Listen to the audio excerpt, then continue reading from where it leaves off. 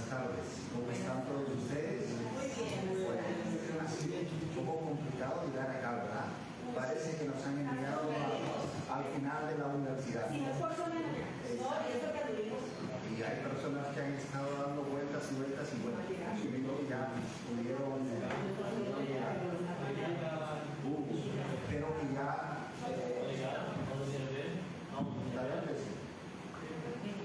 Hola, pero sí se está escuchando. A ver si puedo.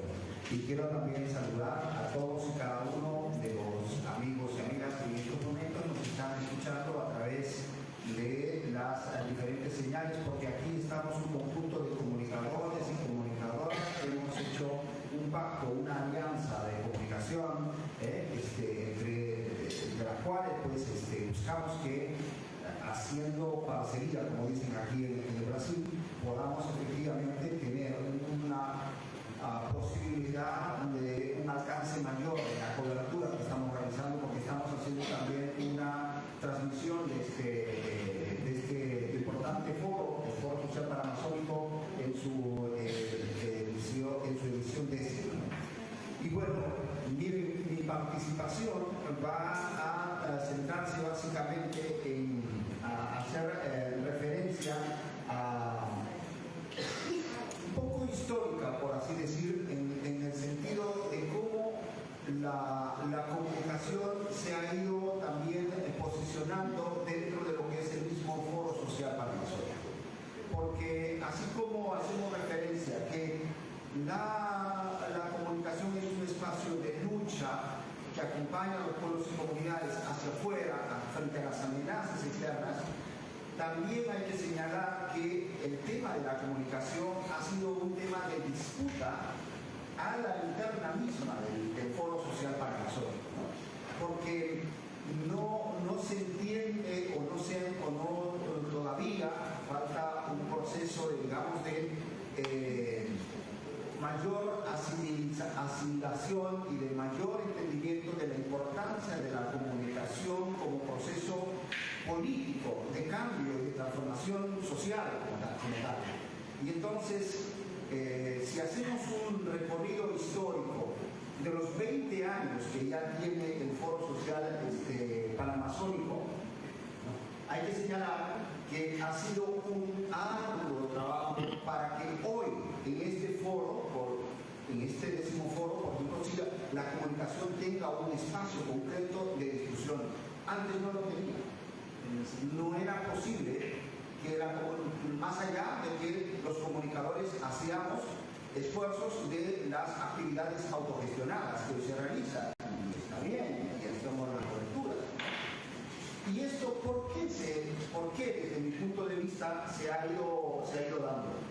Porque nuestras organizaciones, nuestros pueblos, nuestras comunidades, de alguna manera han tenido, por así llamarlo, una visión instrumental de la comunicación.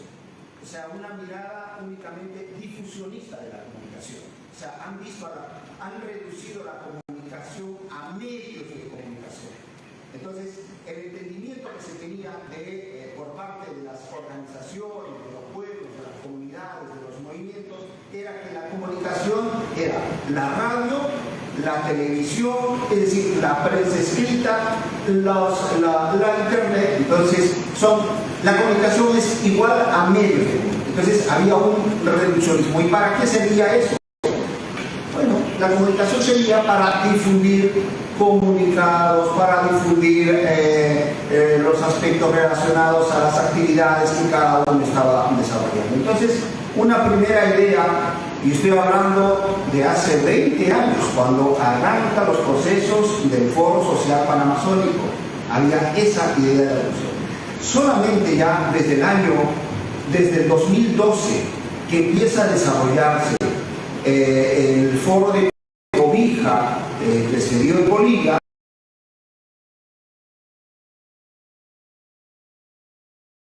el Foro Social Panamazónico que se dio en Bolivia, recién en los comunicados oficiales del Foro Social Panamazónico aparece el tema en las cartas de comunicación proclamación para la democratización de las comunicaciones y derecho a la comunicación, pero solamente aparece en la declaración final. Seguía siendo un espacio, digamos, los comunicadores y educadores populares nos organizamos a través de las actividades autogestionadas. Fuimos trabajando y fuimos insistiendo desde diversos espacios de comunicación, entre ellas la organización que represento, la Asociación Latinoamericana de Educación y Comunicación Popular, para hacer entender esto que les decía a ustedes, que la comunicación no puede entenderse solamente como medios de comunicación, sino que la comunicación fundamentalmente es un espacio de disputa de poder, es un espacio de lucha de poder. Y si no entendemos la comunicación desde su dimensión política, como posibilidad de que efectivamente a través de la política se desarrollen posibilidades y estrategias de cambio para la transformación social, desde luego que vamos a tener serias dificultades y vamos a tener una mirada reduccionista de la comunicación. Y entonces este es un elemento que teníamos que luchar a la interna de los procesos de comunicación, porque nuestros propios dirigentes no estaban entendiendo la comunicación en la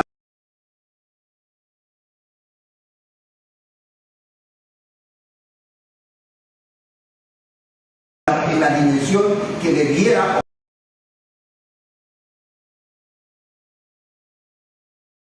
por lo menos desde la óptica de los comunicadores, debiera entenderse, ¿no? Porque cuando hablamos por el derecho a la educación, y seguramente, perdón, a la comunicación, seguramente nuestros compañeros lo van a ampliar, yo estoy haciendo como un recuento histórico. El tema de la comunicación como eje de discusión oficial, ya no en los espacios autogestionados únicamente.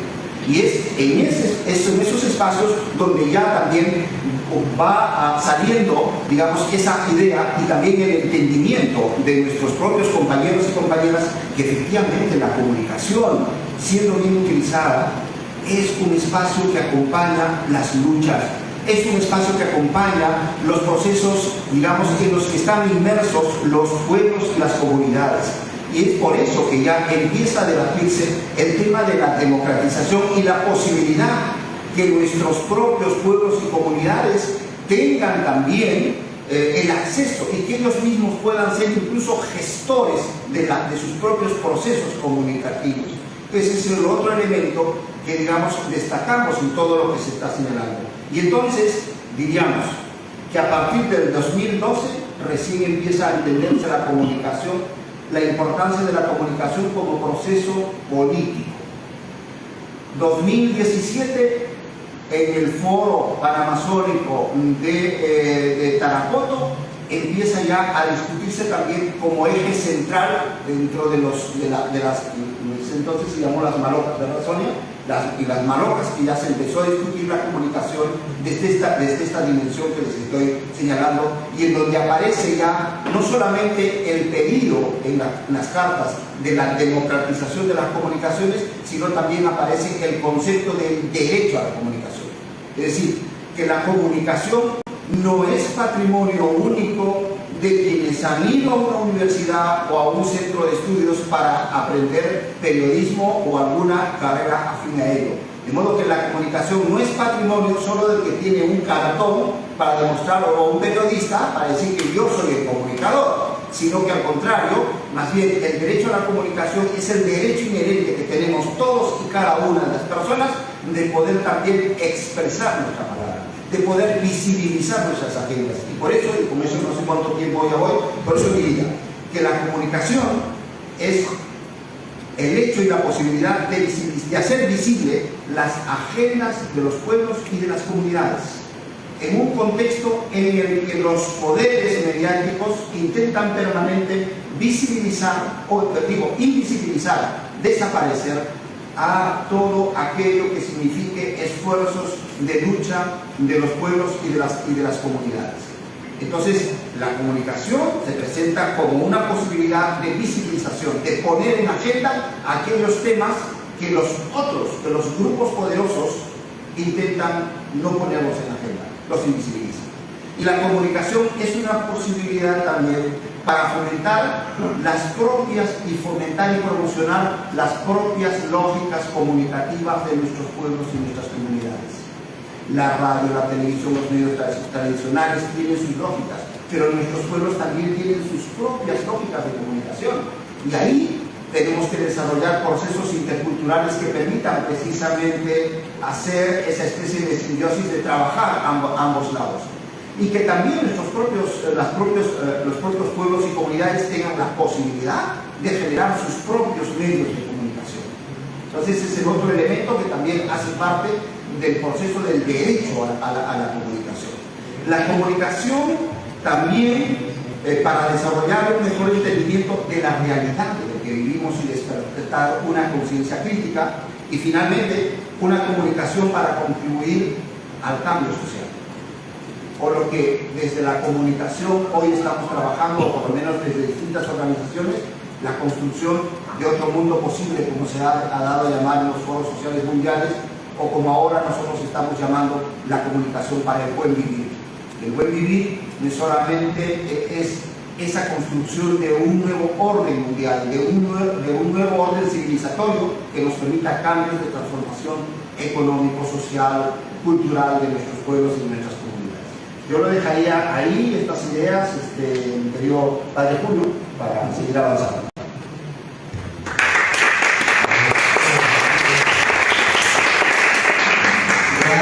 Muchas gracias, Hugo. Obrigado. Ele falou muito sobre a comunicação, do passado instrumental, a democratização, o direito à comunicação. Os que não são de língua espanhola conseguiram compreender? Alguma coisa, né? Mas a ideia principal ficou, que é justamente isso. No próprio espaço do fósforo, como a comunicação foi ganhando o seu espaço. Então agora vamos passar para a gente escutar um pouquinho em português. Pode ser só? Então vamos passar para a Tamara, né, Mesquita, de Telas e Movimento aqui do Brasil, para que também nos anime nesse momento, né? Dê um aplauso para ela também, para ela se animar. Boa tarde, gente. Meu nome é Tamara Mesquita, e aí eu não sei muito espanhol, né? Eu vou aproveitar que ele falou sobre democratização do cinema, democratização da comunicação, e vou falar mais sobre democratização do cinema, né? Sou jornalista de formação também, né? Comunicadora popular, e hoje desenvolvo um trabalho em uma produtora chamada Negritar Filmes e Produções. Uma produtora composta 100% por pessoas pretas, que tem o intuito de democratizar o acesso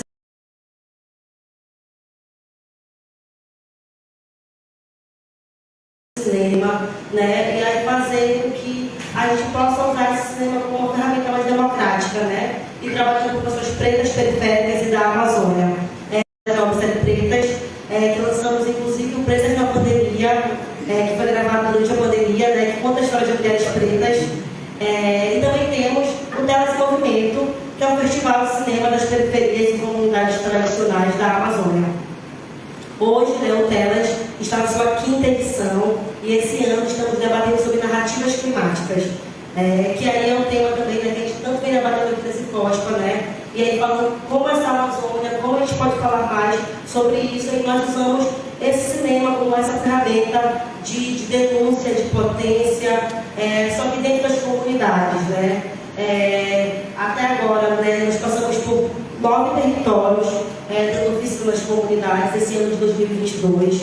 E desde 2019 a gente vem fazendo esse trabalho, né, começamos dando oficina nas escolas municipais e estaduais, tanto de Belém, principalmente em Belém, né, durante a pandemia também atuamos de forma muito intensa, com as comunidades que a gente já trabalhava em 2019, e esse ano pela primeira vez também conseguimos sair do estado, fomos para o Maranhão, no município de Passos do Lumiar, na comunidade de Mojó. E aí lá a gente tem um trabalho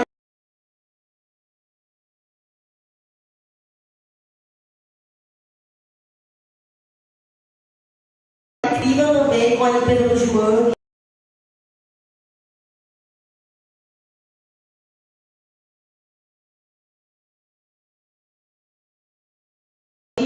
E a ideia do Telas é a comunidade passar uma semana de vivência dando oficina, e aí com essa oficina o final resultou um curta, né, que é produzido pela comunidade, desde a produção, o roteiro, fazendo essa comunicação e fazendo esse cinema, né? Também passamos por Belém, nas comunidades da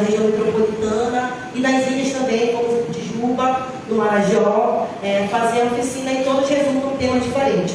Né? Esse ano a gente vem debatendo, como eu falei, narrativas climáticas, e um dos temas principais que a gente vem falando é sobre racismo ambiental. E como cada vez mais as comunidades tradicionais, quilombos, as periferias também, né, que está na cidade, que está na área urbana, também é afetada com o racismo, com as grandes empresas que cada vez mais vem matando as pessoas, vem tirando elas das suas residências, vem expulsando elas.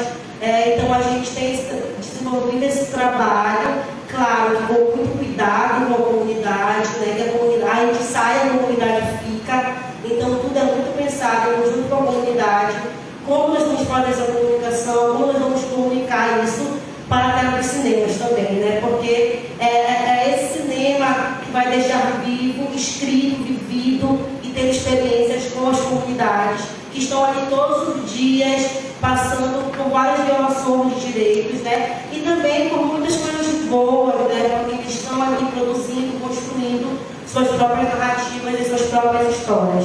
Então, o Telas vem nesse processo, desde 2019, fazendo esse trabalho, que é muito também árduo, porque a gente, lá em 2019, começou sem nenhum recurso, né, fazendo muito na força, na coragem, no acreditar. Esse ano a gente tem apoio, tem financiamento para conseguir fazer o que nós estamos fazendo, né, com estrutura mínima e digna para que a equipe possa trabalhar, para que a gente tenha pessoas dando oficina e fazendo esse trabalho cada vez mais se fortalecer, né, e ganhando cada vez mais.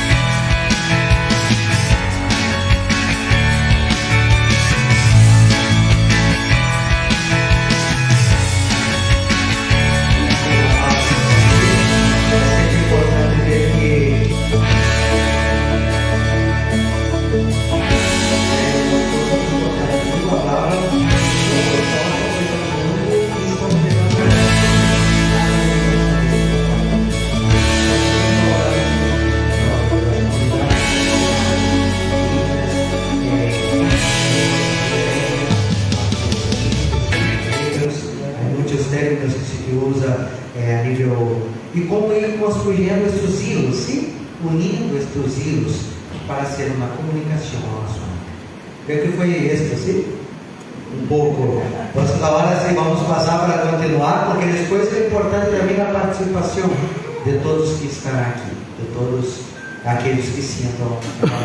Entonces pasamos la palabra a una gran amiga, compañera también de maestría, allá en Colombia, Sonia Cifuentes, que tiene un trabajo muy constante desde la Asociación Minga, pero también una vivencia muy fuerte con los pueblos. Bienvenida, Sonia.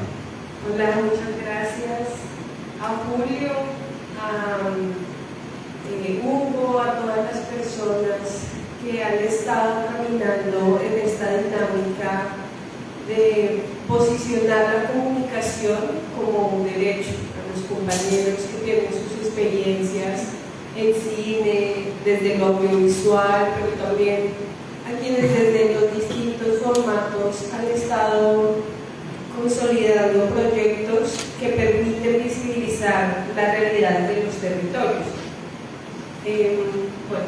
Yo quería iniciar recogiendo un poco también buena parte de lo que decía Hugo, y es decir que la comunicación es un derecho, pero también la comunicación es un escenario de disputa.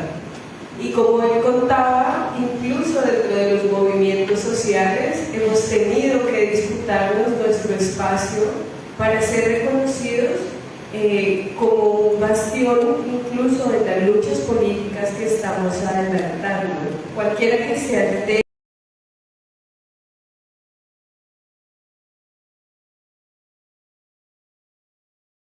cualquiera que sea el espacio, el territorio, el sector, es importante entender la comunicación como esa posibilidad de no solo visibilizar, sino desde la visibilización a las comunidades con las que trabajamos. En ese entendido, como decía Hugo, en el FOSPA hemos estado también disputándonos este lugar. Creemos que hay avances significativos, el hecho de poder tener una iniciativa de acción permanente que desde el año 2017 en Tarapoto empezamos a consolidar con comunicadores de Ecuador, de Venezuela, de Bolivia, de Colombia, de los países que están en la Amazonía, de estos 9, al menos encontrarlos los que podemos comprendernos, porque también es cierto que el lenguaje es un reto permanente, ¿no? Lo estamos viviendo en este evento. Por más que intentemos facilitar las posibilidades, siempre el idioma nos va a poner algunos muros y tenemos que avanzar hacia poder superarlos. Pero ese camino es todavía muy largo. Por lo menos lo que hemos intentado hacer es, en la medida de las posibilidades, juntarnos con los países con los que compartimos lenguaje para pensarnos la comunicación desde al menos 4 lugares muy importantes. El primero es, por supuesto, el que tiene que ver con la lucha por el acceso al derecho a la comunicación. Y el acceso implica temas incluso de infraestructura. Estamos hablando de la comunicación en la Amazonía y sabemos que la cobertura, por ejemplo, es supremamente difícil. Las comunidades no cuentan con conectividad para digitalizar sus productos y así poderlos visibilizar en distintos territorios. Y esa es una realidad compartida en los 9 países amazónicos. Entonces, tenemos que buscar maneras de incidir para cerrar un poco la brecha en cuanto al acceso a la infraestructura. Pero no es solo un tema de la conectividad. Para poder contar con medios de comunicación en las comunidades se necesita muchísimo trabajo en cuanto a buscar condiciones dignas para que los comunicadores puedan ejercer su trabajo. Creo que aquí todos hemos pasado por la experiencia de contar solo con un teléfono, solo con herramientas muy básicas que está bien y nos funcionan para el trabajo, pero que se quedan cortas también para poder generar productos con una calidad alta que permita salir de ese pequeño, en Colombia le decimos gueto, ese pequeño grupo, ese pequeño colectivo, que son los amigos, que ya están convencidos, que ya conocen la realidad, ¿no? Entonces, necesitamos herramientas para poder producir de una manera que los productos realmente lleguen a públicos amplios, porque si no, no vamos a poder avanzar en el segundo punto de la iniciativa de acción, que es la comunicación para la incidencia, ¿cierto? Entonces decimos, primero, nos tenemos que enfocar en buscar las maneras de acceder a la comunicación como derecho con unas garantías mínimas de logística, de infraestructura, de herramientas. Luego tenemos que tener la posibilidad de estar en espacios desde los cuales los productos que generamos puedan incidir de alguna manera.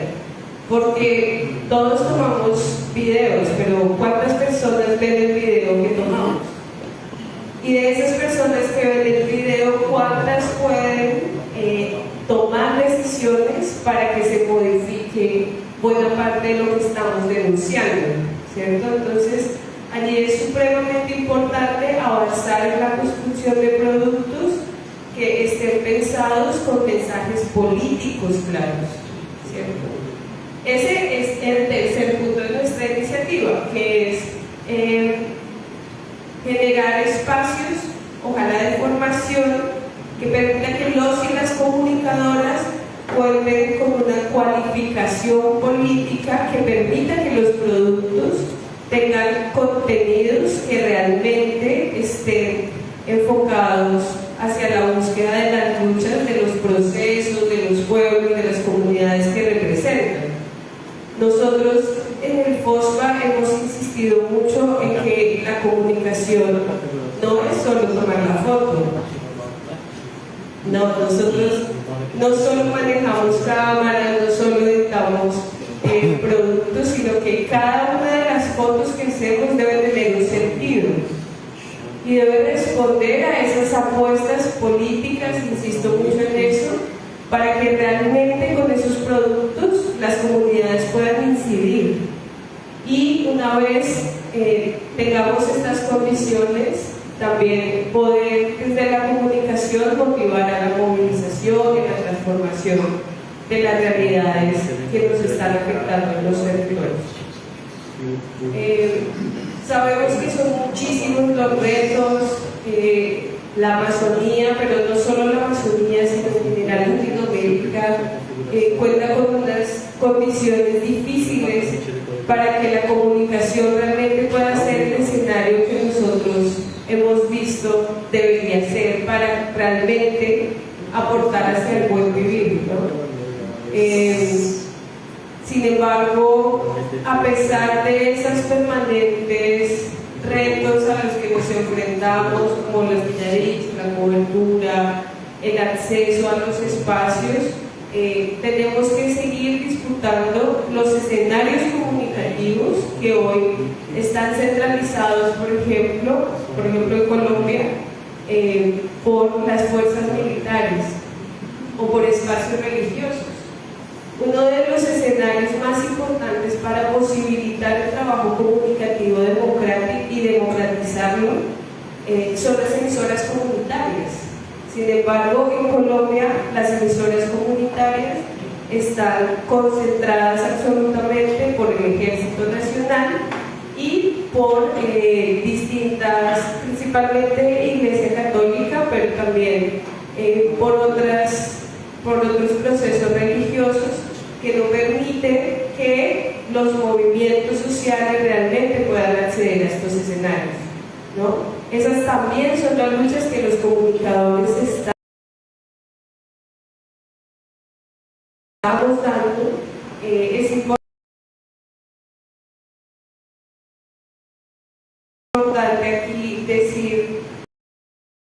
que la disputa por el acceso a la comunicación y la comprensión amplia de la comunicación como una herramienta política es una disputa que lleva un buen tiempo, que seguramente vamos a continuar, pero que necesita la fuerza de todas y de todos. Desde la Iniciativa de Acción de Democratización de la Comunicación queremos invitarles a que se puedan juntar. Esto es la posibilidad de que desde nuestros territorios motivemos distintas actividades que nos permitan avanzar en estos cuatro escenarios que he planteado: el acceso, la incidencia, la movilización y la pedagogía, insistiendo que los comunicadores somos sí un puente entre los territorios y quienes están afuera, quienes quieren conocer lo que sucede en los territorios, pero realmente los productos que salgan de los territorios, las voces de los territorios, deberían salir de las mismas comunidades. Por eso es tan importante impulsar procesos de formación para que sean los indígenas los que hablen de sus derechos, los que hablen de sus afectaciones, para que sean los campesinos quienes, conociendo su territorio, puedan escoger qué historias quieren contar, cómo las quieren contar, y no solo que un par de extraños entremos a los territorios, vayamos, saquemos la información de lo que les sucede y al siguiente día ya pasemos a un siguiente tema. Creo que esa no es la apuesta. La apuesta es fortalecer los procesos y la apuesta es seguir insistiendo en la necesidad de articularnos como comunicadores de la Amazonía, en este caso, para avanzar en ese camino largo que tenemos en pro de seguir encontrando posibilidades para que la comunicación realmente sea un derecho que todos y todas podamos disfrutar y podamos caminar hacia un buen vivir.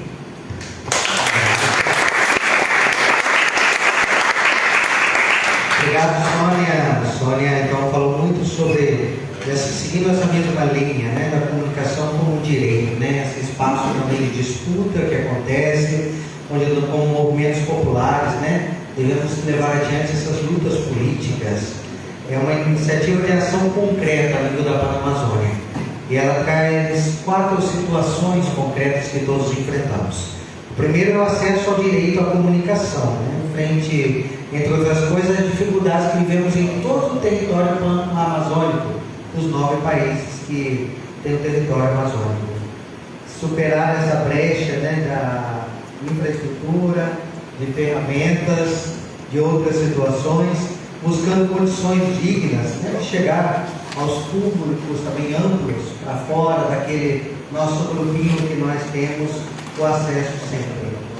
A comunicação, segundo ponto, para a incidência, né, a quem estamos chegando, né, quais são os produtos que estamos elaborando, como podemos ampliar nesse sentido também para incidir. O terceiro ponto é gerar espaços de formação, que são importantíssimos. Ela terminou, inclusive, fortalecendo esse convite. Com conteúdos, né, desde as apostas políticas que nós temos também, enfocado na luta dos povos, né, que representamos também. Desde uma mobilização que possa aportar essa proposta concreta do bem viver. É uma proposta bem latino-americana, dentro desse aspecto também decolonial. E o quarto elemento, a luta pelos espaços, né? Ela deu o exemplo da Colômbia. A maioria das emissoras comunitárias estão ou administradas pelo exército ou pelas igrejas. Então, como ter realmente emissoras comunitárias dos povos, que realmente possa ter também uma pedagogia, esse trabalho conjunto. Isso é um compromisso de todos e todas. Acho que foi um pouco isso, sim, Sônia? Não sei se compreendeu o que ela falei, pero bueno, em português, pero vamos allá. Então, agora vamos concluir, dar passo a esse nosso debate, aqueles que já tenham também algo para perguntar, algo para exponer, se depois afinar, estarão aqui contentos. Então, se passar uma palavra, se Gilberto, está me escutando bem no microfone? Não sei se na transmissão está. Bom, para completar. Sim. Sim, está ligado e tal. Então já está funcionando bem. Gilberto Sena, né, que é o presidente, aí, o animador, coordenador dessa grande rede, né, daqui da Amazônia brasileira, né, rede de notícias da Amazônia. Bem-vindo, Gilberto, dá um forte aplauso aí também, para crescer amigo. É o novo entre aqueles que somos velhos, né? Olha só, eu estava aqui escutando os companheiros e companheiros e pensando, vivemos um mundo hoje do Instagram, podcast, e Twitter, etc. Será que rádio ainda é importante? Uma pergunta para a gente ter lá na cabeça. O mundo está avançando tão rápido. Eu vou voltar para 2003. Eu era diretor de uma emissora na Amazônia, a Igreja Católica, em Santarém. E aí veio um estalo, um sonho de que não bastava falar pela Rádio de Santarém para o seu entorno. Era necessário que esse processo de comunicação educativa, comunicação libertadora e democratização de comunicação se expandisse na Amazônia. E aí a intuição foi levando. Gastamos 5 anos construindo o que hoje chamamos de rede de notícias da Amazônia.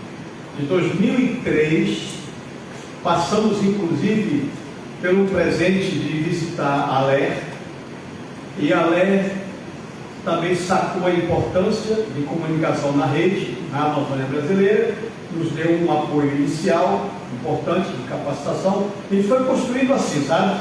Na intuição. E fomos conquistando emissoras. Em 2008, nós já conseguimos ter 4 ou 5 seminários de capacitação das emissoras. É possível construir uma rede de emissoras na Amazônia? É possível comunicação em rede na Amazônia, com as limitações de comunicação, de internet, etc.? Eram as perguntas que a gente procurava responder. Curiosamente, a gente foi tendo apoio de entidades lá da Alemanha e da Igreja Católica, que ouviram falar do sonho e mandaram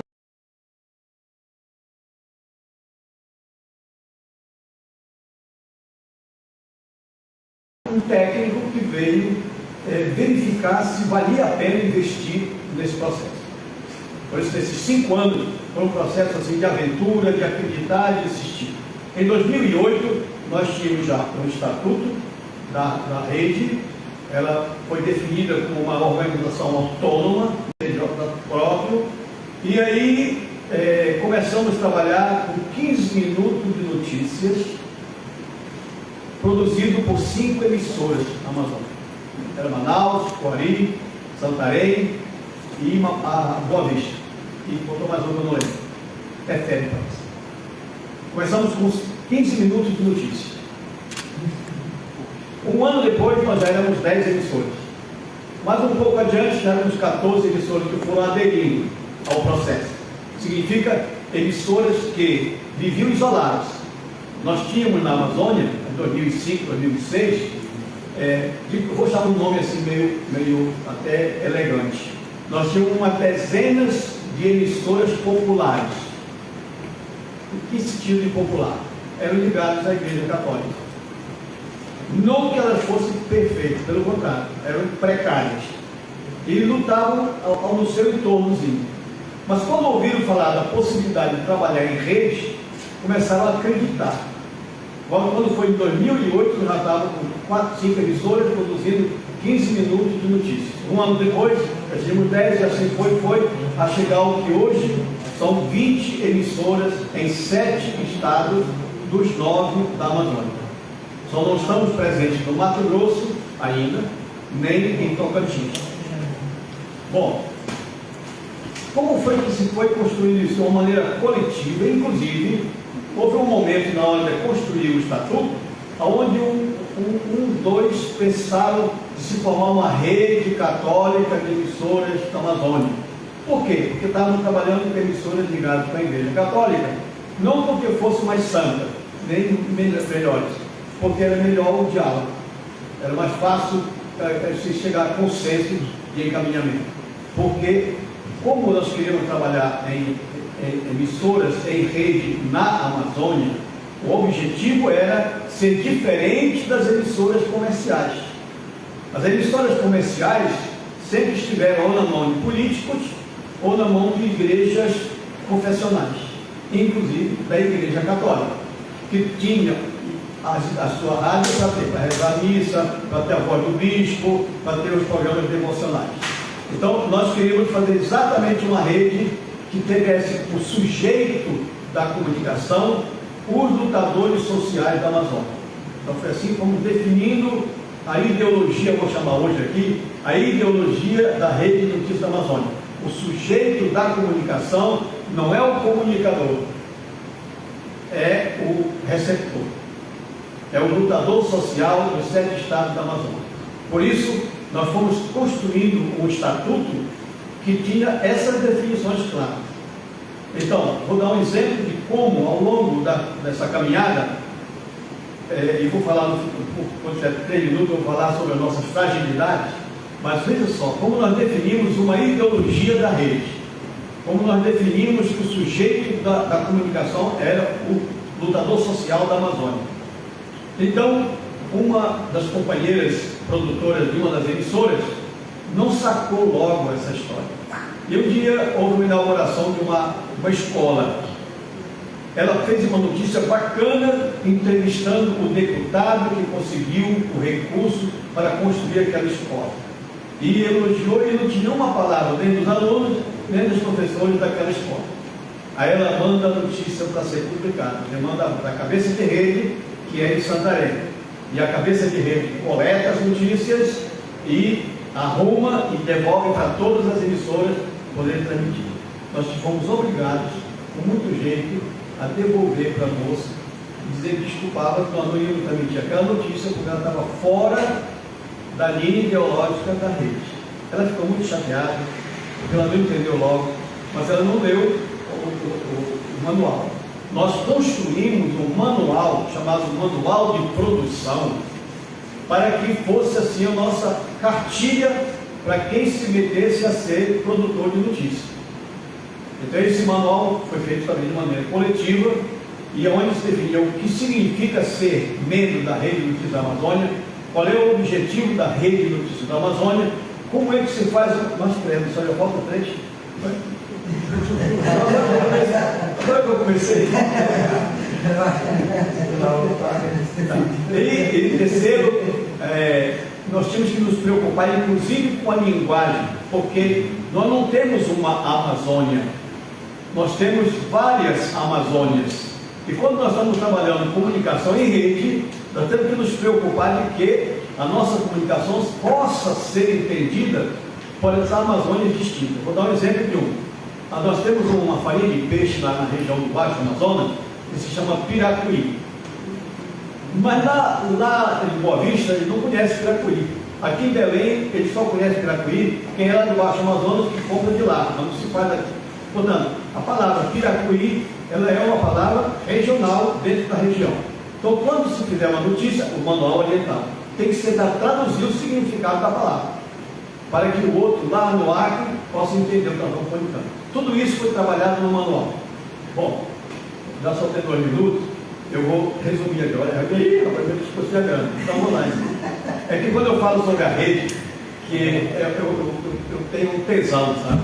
Quando eu estou falando sobre a rede de notícia, porque é uma coisa tão boa e importante, mas tem também fragilidades. É isso que eu vou falar agora. As nossas fragilidades são baseadas em quê? Primeiro, as emissoras sócias são pobres.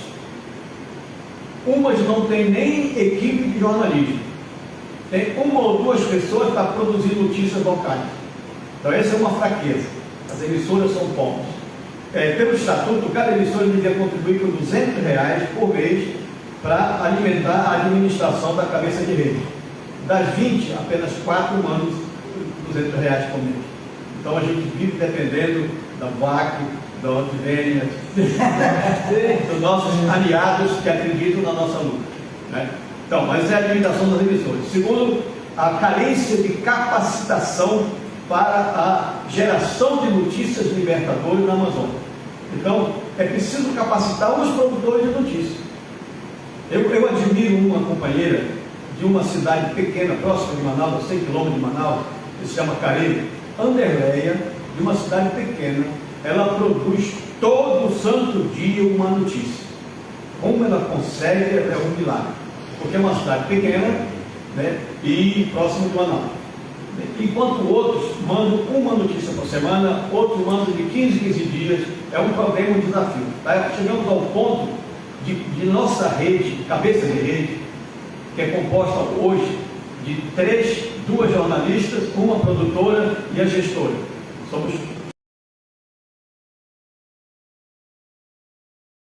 4. Então, imagina que são todos voluntários. E a gente corre o risco de mais cedo ou mais tarde pegar uma pernada quando a gente brigar com uma delas. Porque nenhuma tem carteira assinada.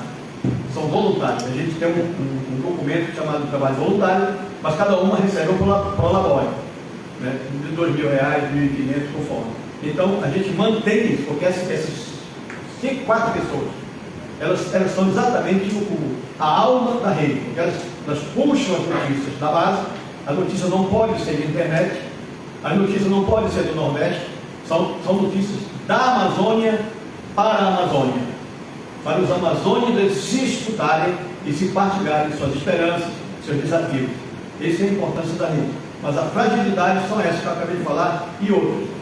Eu sou o presidente já enferrujado, já fui presidente primeiro 2 vezes, saí, aí botaram o outro mais ligeiro que o vice, porque sabe que eu sou meio tesudo, aí eu fico assistindo e os outros estão mais devagar, né? Então eu fiquei fora, aí me elegeram de novo, mas eu disse, essa vai ser a última vez que eu vou aceitar presidente. Ou meus colegas que não vergonha de assumir a presidência da rede, ela vai se acabar. Eu espero que não se acabe. Porque nós nomeamos como sócio número 1 da rede de notícias, chamado Jesus Cristo de Nazaré. E ele faz a parte dele. Pronto. Acabou? Isso, Gilberto. Muito obrigado, então. Por favor, disse que queremos alguns taitas, sim? Nosso taita é Gilberto, que é a alegria de verdade. Agradecemos de verdade. Ele falou da Rede de Notícias da Amazônia, que é uma experiência que começou a ser pensada em 2003, assim como esse processo de comunicação educativa e liberadora. E 5 anos depois se começou com algumas emissoras, sim? Com esse processo de comunicação em rede que se foi construindo. Se isso é um processo de formação para chegar a isso, uma comunicação em rede na Amazônia. Essa é a proposta concreta. Vencer o isolamento de muitas emissoras que heroicamente geram seu trabalho. Dezenas de emissoras populares, ele dizia, estavam ligados nesse tempo à Igreja Católica, mas cada uma em seu espírito, em seu mundo, em seu trabalho. E a partir disso se foi ampliando também, antes dessa tendência católica, que queria ser diferente das comerciais, mas aos poucos se foi ampliando. E pensando justamente isso, o reto de comunicação é lutar, é ser um lutador social na Amazônia. Se han produzido uma cartilha, assim, esse manual, para vencer algumas limitações dentro das várias Amazonias que temos, da dificuldade de linguagem, por exemplo. E cada região tem, mesmo dentro do mesmo país, certas expressões regionais que não são compreensíveis em outras. Ele falou de algumas fragilidades, a primeira delas, que as emissoras que são sócias nesse momento são 20, sim? 20, são pobres, não têm tanto recursos, sejam humanos como materiais. Necessitam todavia de ajuda externa, agradece àqueles que estão aportando, mas também esse caminho importante de ter uma capacitação para os conteúdos que sejam desde uma proposta liberadora em Amazônia, desde e para a Amazônia. Sim, então, creio que deu para compreender um pouco. Agora, me dá 10 segundos só para dizer que nós produzimos hoje 2 programas. Um programa de notícia de 30 minutos, de segunda a sexta-feira, as notícias vindo das emissoras base, e um programa, uma rádio revista Mission de 30 minutos de educação ambiental, produzido pela Cabeça de Rede, que é produzido no final de semana e enviado para as emissoras. Muito bem. Nós produzimos esses 2 programas. Sim? Como ele passou de 10 segundos, depois ele vai pagar para todo mundo um açaí, né? Não, a gente brincando. Agora a gente abre essa proposta porque é escutarmos também, né? Então, quem quiser fazer algum comentário ou alguma pergunta a cada um deles, sejam bem-vindos neste momento, né? Não sei se o microfone aqui está capacitado. Quem quiser vir aqui na frente, isso. Não fiquem com vergonha, tem que ser nesse momento um pouco sem vergonha, né? Como se diz, deixar a vergonha de lado.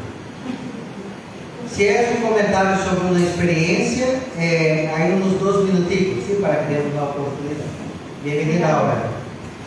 Hola. Buenas tardes, Matane.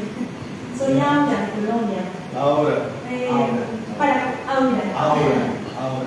Para continuar la conversación o su planteamiento, quisiera poder saber cuáles son los secretos o las pistas claves para mantener una red durante 20 años. Es una red que nació en el 2003, ¿no es cierto? ¿Se entiende bien? Y ya casi va a cumplir 20 años, y lo cual no es fácil decirlo, ¿no? No es fácil mantener una red de radios. Tú que eres experto, no es fácil decir que se mantiene la red de radios comunitarias o de radios locales. Entonces quisiera poder entender cuáles son las claves, ¿sí? ¿Cuáles son los secretos para poder mantenerla? Por favor. Não sei se tem alguém mais que tenha uma pergunta ou que queira fazer uma pergunta ou uma observação.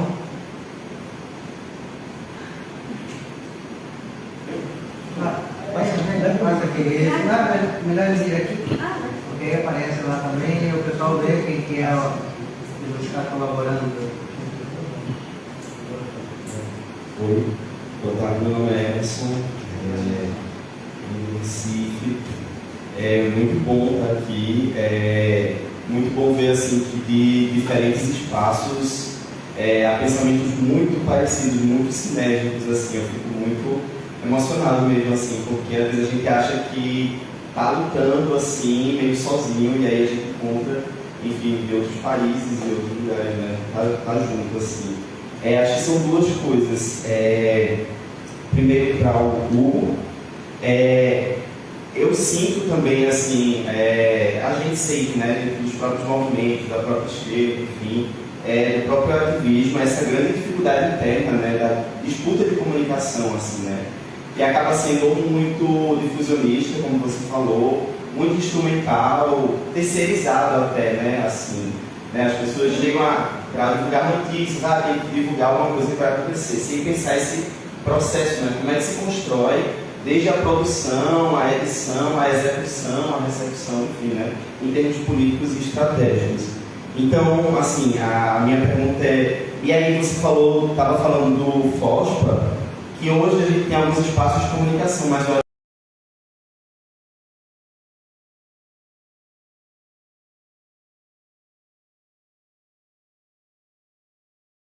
acho que são 3, 4 ou 5. É pouco para se discutir, né? Acho que tem muito para se discutir sobre comunicação, assim, não só na Amazônia, mas enfim, nesse campo progressista.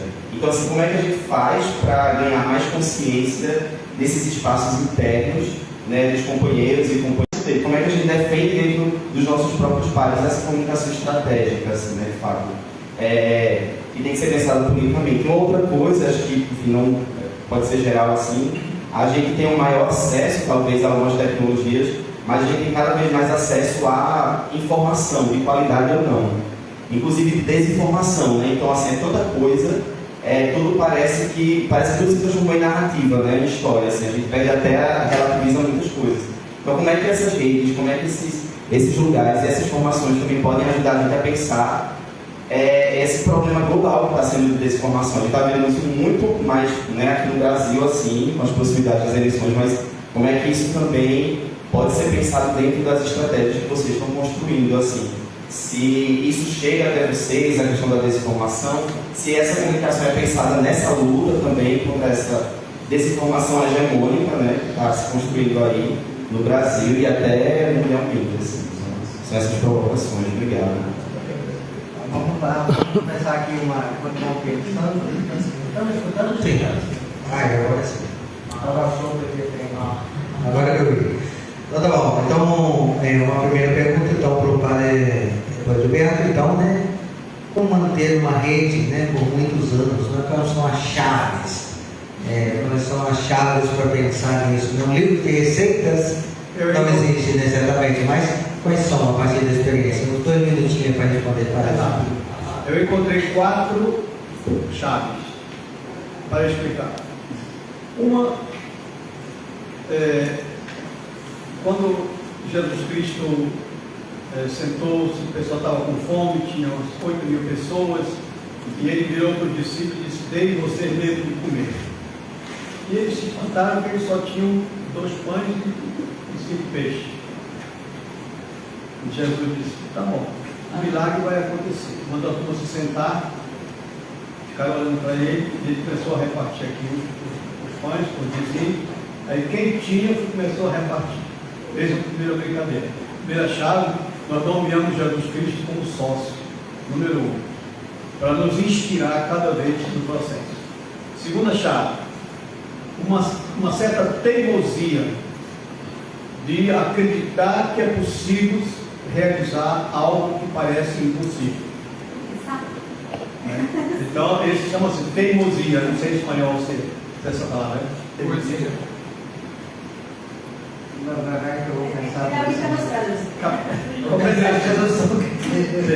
A terceira, ter uma profecia. Não. Esse em Colômbia, é insistente. Perseverança e constância, isso aí. É acreditar que é possível, mesmo quando parece impossível. E aí insistir, isso chama-se então teimosia, que é mais do que perseverança. Né? Mas, terceiro, ter uma equipe de companheiros que acreditam também no mesmo projeto. E nisso, a nossa cabeça de rede, eu tenho a companheira Joelma, ela não está aqui hoje, está no outro compromisso por aí, mas ela tem sido hoje o braço, cabeça e membro da rede, junto com a Jéssica, que é a produtora, junto com a Daniela, que está por aqui também, magrinha, que é a jornalista, e mais uma outra que é a Liene. 4. Então, o meu papel hoje, por exemplo, 20 anos depois, eu sou mais o embaixador. Eu sou o presidente.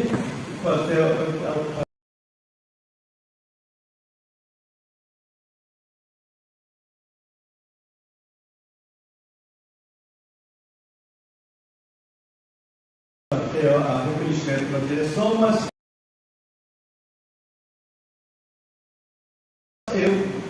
eles trabalham. Então é uma equipe de confiança. Esse é o terceiro. E o 4, apoio de aliados. Realmente nós só conseguimos caminhar esses 20 anos porque nós tivemos diversas aliadas. A Alé foi nossa aliada, né? E assim a gente vai caminhando. Então, respondendo, são 4 explicações. Obrigada. Foi muito compreensível. Esse é para todos.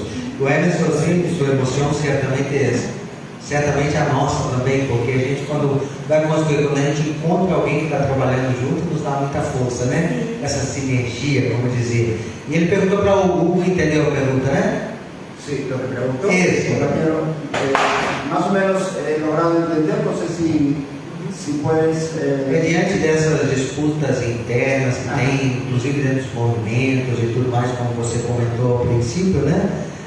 Da construção do processo. Lá ante a disputa interna que você comentou, inclusive dentro dos próprios movimentos, sim, como ser essa construção desse processo, sim, como ganhar mais consciência, sim, para ter realmente uma comunicação estratégica. Ok, é isso. E a segunda, que você certamente vai contestar também, que depois Sônia e a companheira também, você me foi o nome, Tamara, sim, o acesso, sim, Hoy vivimos un tiempo donde hay, decimos que hay acceso a mucha información, pero hay mucha desinformación.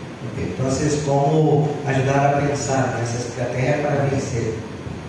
Entonces, antes de dar respuesta a la pregunta concreta del compañero, dos cosas más para lo que preguntó la compañera de Colombia. Ok, gracias. Una que tiene que ver con el hecho mismo de tener una agenda común. ¿Hacia dónde vas? Si no tenemos una agenda común, nos dispersamos. Y lo segundo que tiene que ver con un asunto más de la actitud, es decir, paciencia, mucha paciencia. Trabajar en red y esa persona, esos facilitadores que van tejiendo, saber cuándo se aprieta y saber cuándo se retrocede. Esa es la fórmula. Entonces, así vas tejiendo y conservando una red, ¿no? Dos elementos adicionales a lo que ya había. Respecto a lo otro, a ver, que la práctica vaya teniendo resultados será el mejor elemento para avanzar en el convencimiento de nuestras organizaciones en que la comunicación sí sirve para los fines que quieren. Y lo voy a poner como un ejemplo. Hace algunas semanas, Ecuador, de donde venimos, donde está la sede de ALER, ha tenido una movilización de 18 días. Una movilización intensa y en donde los pueblos y las comunidades han liderado esta movilización. Bueno, ¿cuál ha sido el comportamiento de las corporaciones mediáticas del Ecuador? Es decir, las grandes cadenas del país. Ha sido, primero, tratar de invisibilizar lo que significaba esta protesta. Pero no solamente invisibilizar, sino también lo que acá decimos la criminalización del movimiento.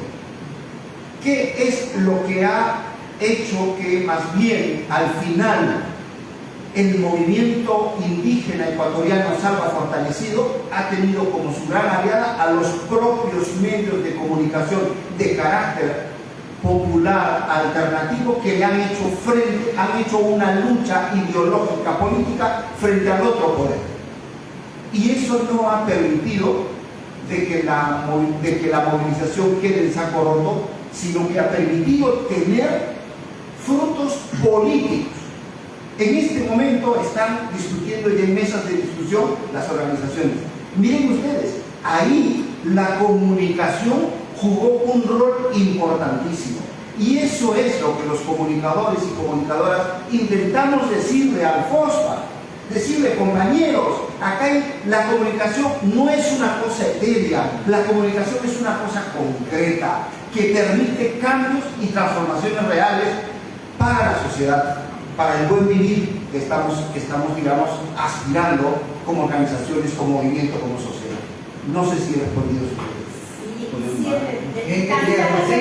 No precisa traduzir porque no es ocasión. Bueno, en relación un poco a la pregunta que nos hacía para todos, creo que es importante insistir en la necesidad de llenar de contenido lo que hacemos, hacer productos que estén direccionados hacia una apuesta política clara, coherente, que los comunicadores sepamos qué es lo que queremos contar, qué es, más que nosotros, qué es lo que quieren contar las comunidades, los territorios, y desde ahí mantener una coherencia con cada uno de los productos que construyamos, con cada uno de los escenarios donde participemos, con cada uno de las acciones y actividades que queramos impulsar, porque a veces perdemos eso de vista y entonces nos ocupamos solo del minuto, de que la gente sepa lo que está pasando, sin hacer un par y un momentico para revisar realmente que el contenido político si se esté yendo en eso que estamos transmitiendo. ¿Sí? Como hay que comunicar, pero hay que saber qué comunicar, y cuándo, y cómo, y con quién.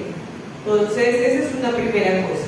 Lo segundo es, hay mucha información, mucha desinformación, pero sobre todo hay muchos medios de comunicación. Y entonces, cada vez que un comunicador se gradúa de una universidad, nace un nuevo medio de comunicación en todos los territorios, ¿no? Creo que sucede eso en los países. Y estamos desconociendo que hay apuestas que se tejen desde hace muchos años que deberíamos fortalecer en lugar de dispersar y dividir los esfuerzos, que es un poco lo que siento que está pasando incluso dentro de los movimientos sociales, ¿no? Cuando tenemos un objetivo común, un objetivo claro, podemos caminar de manera articulada, y así podemos llegar a más personas y combatir esa gran desinformación que hay afuera. Pero si entre nosotros permanentemente estamos aquí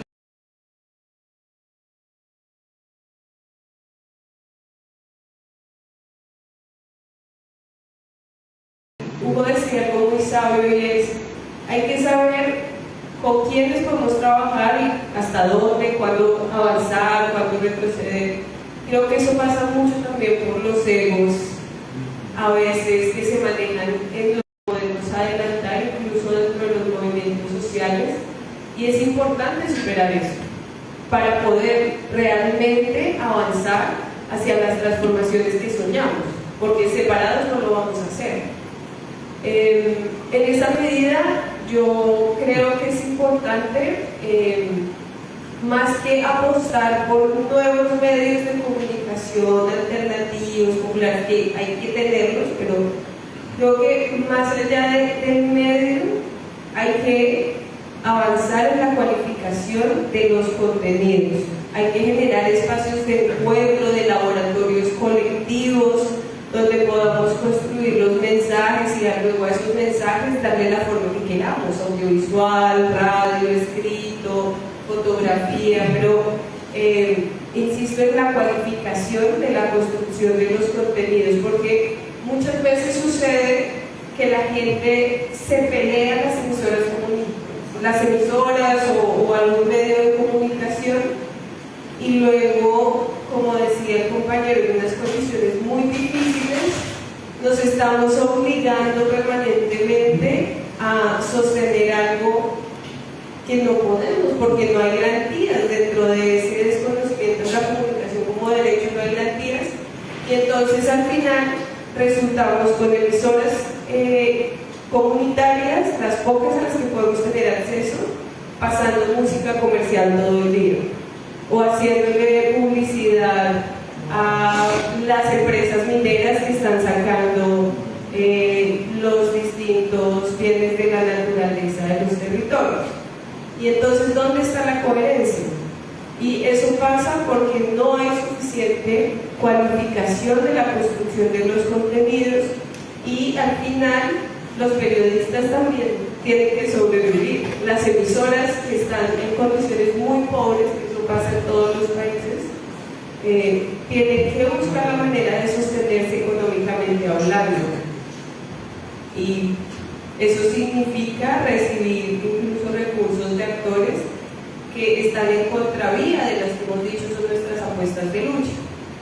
Entonces, insisto que es supremamente importante avanzar en la formación, en la cualificación política y de los contenidos que se construyen, en tener espacios donde hagamos productos que luego podamos difundir de manera articulada, porque creo que también la alianza es la que realmente permite sumar los esfuerzos y llegar a más personas. 10 medios de comunicación llegándole cada uno a 3 personas, 5 personas, pues realmente no estamos generando un impacto. Es importante seguir tejiendo y hacerlo en coherencia y comprendiendo que la comunicación también es un proceso permanente.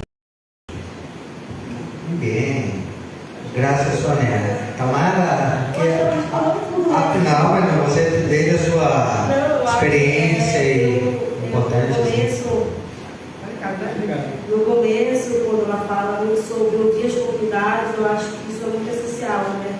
É a partir daí que eu acho que a gente entende que narrativas e histórias precisam ser contadas. Porque para além da gente escrever, para a gente além de construir, seja no texto, seja no rádio, é o que as comunidades, o que as pessoas querem contar. Porque eu acho que essa informação, é a partir disso que a gente sabe o que é importante e o que deve reverberar para além dos muros, né? Então eu acho que esse é o ponto-chave também, a gente, enquanto comunicólogo, né, entender também, ter esse filtro de saber até onde vai essa informação ou a desinformação, né? Às vezes a gente, quando informa uma coisa, a gente mais está fazendo com que é uma coisa tão pequena, a gente realmente quer que isso pequeno seja reverberado, ou a gente tem que buscar informações que realmente são importantes a partir do nosso ciclo, da nossa vivência, do nosso conjunto de atividades do dia a dia. Eu acho que é muito nesse lugar, assim, pensar o que a gente acha importante a partir da nossa vivência também enquanto pessoa, né? Nossa trajetória individual, o que nos traz até aqui, como a gente vai construir essa história, como nós vamos construir esse narrativa, porque tem razão quando fala que as pessoas, elas usam muito hoje a palavra narrativa, histórias, e não é assim, sabe? São histórias de pessoas reais, que sentem dores, que tem alegria, amor, afeto também, né? Então, não é tudo que é narrativa, não é tudo que é história, né? Então, como a gente pode pegar isso para trazer isso para a nossa realidade, para trazer isso para o texto, para o áudio, para o vídeo? Então, acho que essas escritas, né, elas precisam ser muito bem pensadas, né? E também é preciso escrever. É preciso escrever para não esquecer, para ficar para a memória e para que outras pessoas possam ler e possam estar também se sentindo seguras às vezes e se sentindo acolhida, como ele mesmo disse, né? É muito bom tu ler o texto e ver que outras pessoas pensam como ti, estão vivendo histórias parecidas, estão vivendo realidades parecidas. Então, é muito nesse sentido, nesse lugar. Muito bem. Para animá-los novamente a nós também, né? Vamos dar um forte aplauso novamente.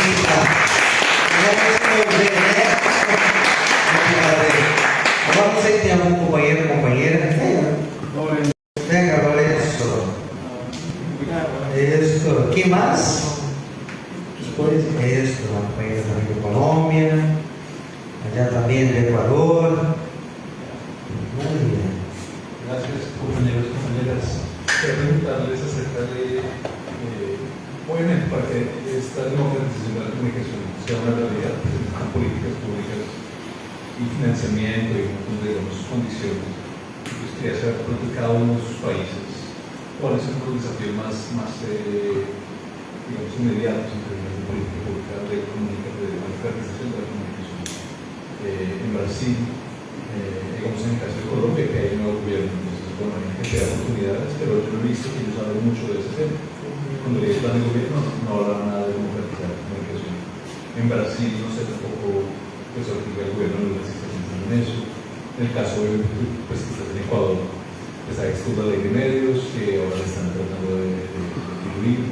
Y pues obviamente tú estás enterado de los procesos, digamos, en Argentina, en Uruguay, en Bolivia, hubo leyes y después como que bastante echado atrás. Entonces, tal vez como una perspectiva de cada país acerca de desafíos y oportunidades en términos de políticas públicas. Gracias. ¿Qué más? Vamos a la ronda española ahora. Vamos allá. De Colombia pasamos al Ecuador. Ya vamos a hacer otras tocadas. Nosotros guachimillos. Espaço. Vamos salir corriendo.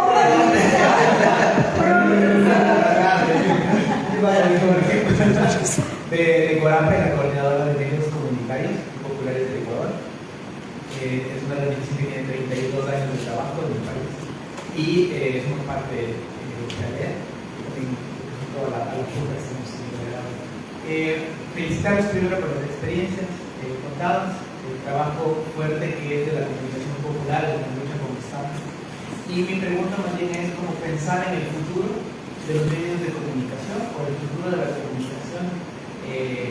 Lorenzo ya mencionó un poco los marcos legales, pero esa lucha yo creo que es constante. ¿Cómo vamos a trabajar a futuro desde los medios comunitarios y las nuevas audiencias digitales?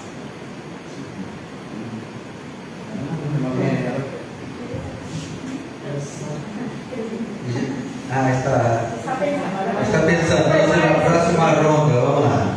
Então tá bom, como está a situação das políticas de comunicação públicas, né? Em cada um dos países, né? Quais são os maiores desafios para essa democratização da comunicação e incorporada também essa comunicação popular, né? Qual é o futuro dos meios, né? Dessa verdadeira, digamos assim, comunicação diante também desse avanço dos meios digitais. Ok, son dos dimensiones bastante bien importantes, interesantes, que hay que señalarlas.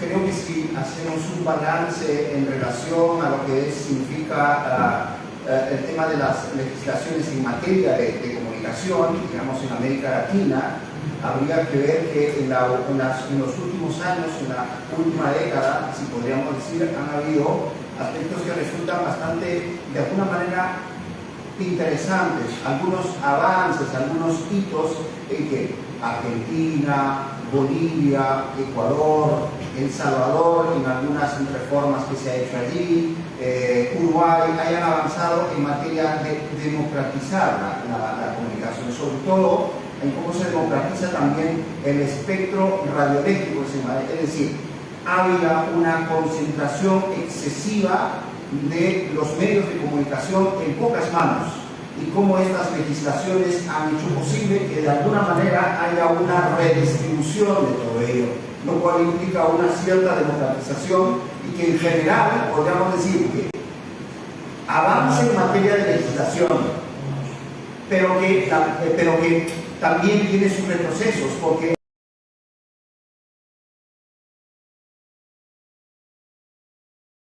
han ido de la mano también esto en función progresista, y cuando ingresaron gobiernos de corte más conservador o ultraconservador, todos esos esfuerzos ha habido algunos retrocesos, ¿verdad? Se entiende que toda ley no está escrita sobre la piedra y que toda ley es perfectible, desde luego, pero ahí creo que también de alguna manera hay que hacer una autocrítica a los propios actores de comunicación que en algunos casos, no en todos, no han sabido defender esos procesos comunicativos, y creo que ahí efectivamente nos falta afianzar más los lazos de alianzas continentales para defender lo que ya se ha logrado como derechos, ¿no? En el Ecuador en estos momentos hay todo un movimiento, porque allá lo que se intenta es bajarse toda la ley de comunicación, y la CORACO, por ejemplo, está jugando un rol importante en defender, junto con otras organizaciones, no solamente de comunicación, y acá me parece sumamente importante que las organizaciones comunicativas están también defendiendo las leyes como el tema de la comunicación, y entonces, lo cual quiere decir, está habiendo un entendimiento de la importancia de la comunicación en materia de lo que ya hemos hecho referencia hace unos momentos. Entonces, creo que es un elemento importante a destacar, digamos, si lo miramos en relación a una línea de tiempo. Sin embargo, todavía son esfuerzos incipientes. América Latina, en la mayor cantidad de países, la situación de la comunicación en relación a que esto está siendo todavía, sigue siendo un poder mediático en pocas manos, lo es en casi la mayoría de países. Yo provengo de Perú, por ejemplo, y en Perú se tiene una ley de los años 70, y podrán imaginar que esto es una ley completamente retrógrada en materia de comunicación. Es decir, allá, por ejemplo, no se reconoce la comunicación a los medios comunitarios, que es un avance importante que se ha dado en América Latina desde los años 70, desde los años 50 incluso, en que empezó a generarse toda esta corriente de comunicación alternativa en el continente. Estamos hablando de los 50 y cómo a Algunos países han venido haciendo esos avances, pero países como Perú, países como Panamá, el mismo Chile, que tiene enormes dificultades en avanzar en materias de... Ojalá que la nueva constitución haya también tenido algunos avances en ese sentido, pero todavía es una materia pendiente, es una asignatura pendiente en la que no solo, insisto, los comunicadores y las comunicadoras tenemos que implicarnos, sino que la sociedad en su conjunto y sobre todo las organizaciones, los pueblos, las comunidades tendrían que decir también algo en esos aspectos. Bueno, entonces pasamos a Colombia, Brasil. Vamos, Colombia y ya pasamos a Brasil. Sí, para decir rápidamente que en efecto se han construido unas políticas públicas que en su cumplimiento, pues en la práctica lo que se ha visto es la falta de interés realmente para impulsar la materialización de esas políticas. Hay un avance importante, por ejemplo, desde los pueblos indígenas, que en el año 2017 lograron terminar la consolidación de su política pública de comunicación indígena, y eso fue también producto de un ejercicio de movilización permanente y de concertación de los pueblos indígenas de Colombia.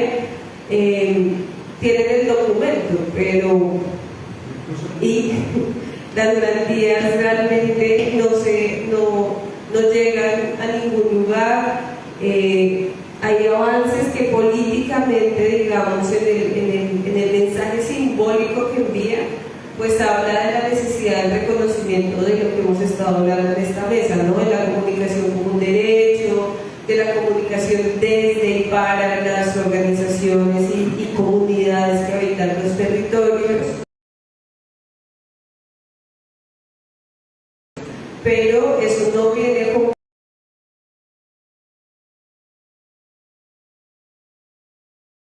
una inversión, ejercicio como...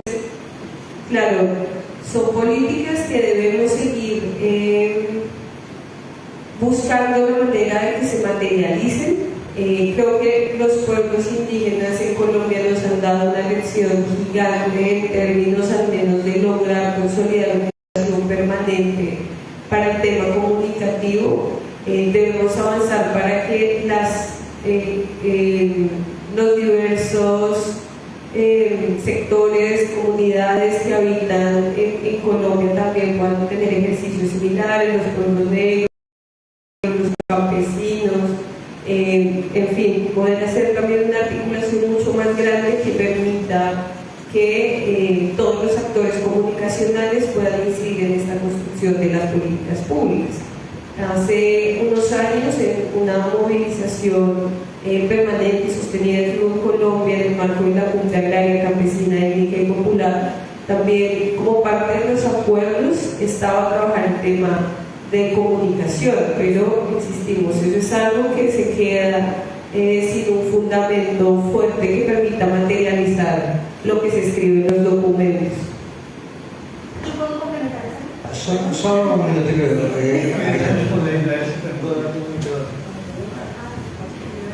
Depois você comenta. Eu peguei a pergunta sobre como enfrentar o processo de democratização da comunicação no Brasil, no caso. Nós vivemos numa época bastante difícil porque existe uma avalanche de informação de todos os níveis, através de diversos meios, redes sociais, rádio, televisão. Daí, nesse vendaval, como nós trabalharmos a democratização da comunicação. Daí, o que seria a palavra democratizar aí? A democratização não significa apenas dar voz ao que não tem voz. É também fazer uma comunicação, na minha compreensão, uma comunicação que desperte consciência crítica do ouvinte. No caso nosso, pelo rádio. Mas nós não podemos simplesmente ignorar as redes sociais. Nós podemos também, em nossa rede Notícias da Amazônia, ela está trabalhando também com influenciar através do Instagram, do Spotify. Spotify, exatamente. Agora, outra coisa é notícia popular. A palavra ela é ambígua para mim. Notícia popular. A notícia popular ela pode ser notícia que não tem conclusões, que é simplesmente despertar a falar de coisas o carro que virou, atingiu o cachorro. Isso tudo é notícia popular. Para nós, notícia popular, no meu entender, é aquela que oferece aos que não têm o controle dos meios, que são a maioria da população, poder escutar a partir do que eles sofrem, do que eles enfrentam, do que eles sonham, e também como eles serão estimulados a despertar sua própria consciência crítica. Isso faz parte, para mim, da educação popular. Não é apenas falar a linguagem popular, mas ter uma preocupação. E aí o Paulo Freire é que nos orienta, nos ajuda a pensar na educação a partir do sujeito que começa a pensar a sua própria vida. Bem, Tamara, não sei se comentar algo sobre isso das políticas públicas, ao mesmo tempo conhecimento do futuro dos meios, diante de toda essa parte digital que estamos vivendo. Eu acho que a comunicação popular, né, ela é essencial, principalmente nas periferias e nas comunidades que não têm acesso à internet. Eu acho que é nesses lugares que a comunicação popular ela é usada desde o baile-som, que aí eu não sei se quem não é de Belém tem nos seus territórios, né? Que é quando um cara de baile passa um som avisando que tem aqui no Marajó, que é pertinho, tem lugares que o baile-som passa para avisar que vai tirar RG em outra comunidade, para as pessoas irem. Então, a comunicação popular vai desde essa baile-som, desde o folheto pregado. Então, eu acho que é nessas comunidades que a comunicação popular ela é muito necessária. É muito necessária, porque a gente fala tanto de internet, mas que internet é essa? Quem tem acesso à internet? Quem são as pessoas que têm acesso a poder pegar o celular e aí usar? A gente sabe que hoje muita gente, a internet está cada vez mais democrática, está chegando cada vez em mais lugares, mas será mesmo que está chegando cada vez mais lugares ou essa é uma visão nossa que mora na cidade? Eu acho que a gente precisa refletir cada vez mais sobre esse processo, mas como usar isso também? Será que o governo, o Estado, ele vai querer realmente dar acesso às pessoas para usarem isso lá? Porque todo mundo tem voz. Eu acho que é muito importante a gente ressaltar isso. Que ninguém não tem voz. Não é sobre ter voz, porque as pessoas têm sim. Elas só não podem, às vezes, colocar essa voz dela nesse lugar que a gente tanto está falando aqui. Então, eu acho que é muito importante a gente entender esse processo também. Né? Se as pessoas, se o governo, se as pessoas querem que como elas vão usar a comunicação, porque o governo tem medo das pessoas, tem medo das comunidades, do que elas podem fazer com a comunicação, porque a comunicação é potência. A comunicação ela é capaz de transformar vidas mesmo.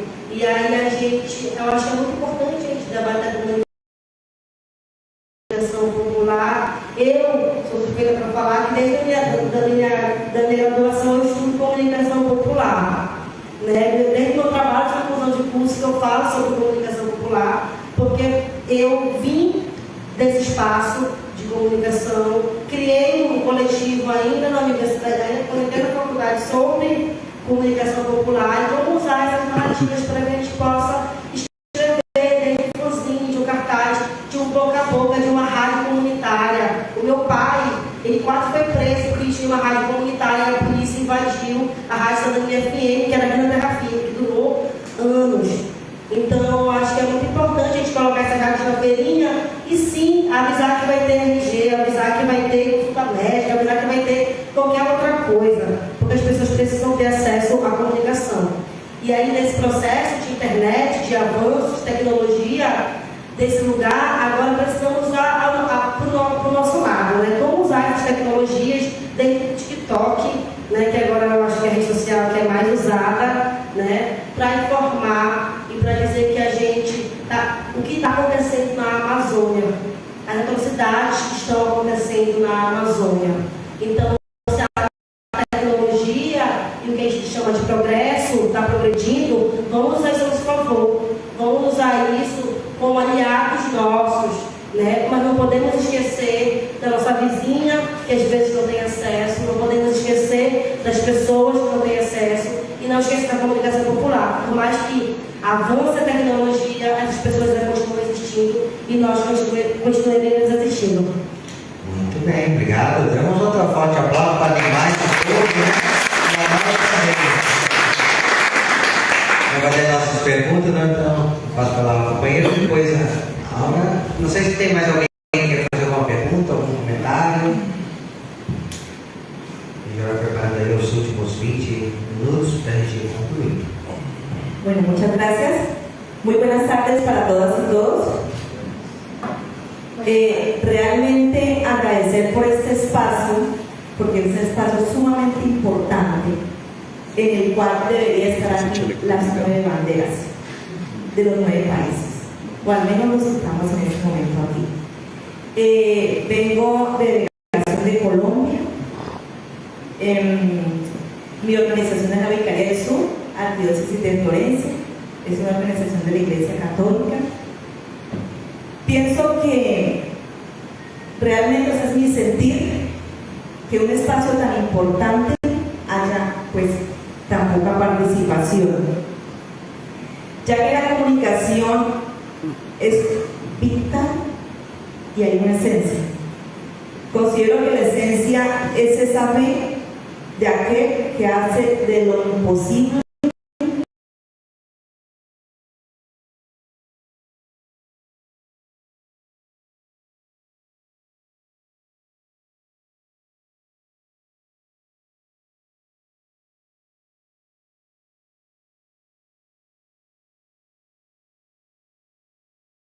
posible. Me uno a todos y quiero recoger un poco, resumiendo un poco la importancia de la comunicación con un llamado que nos hizo en su encíclica la Laudato Si.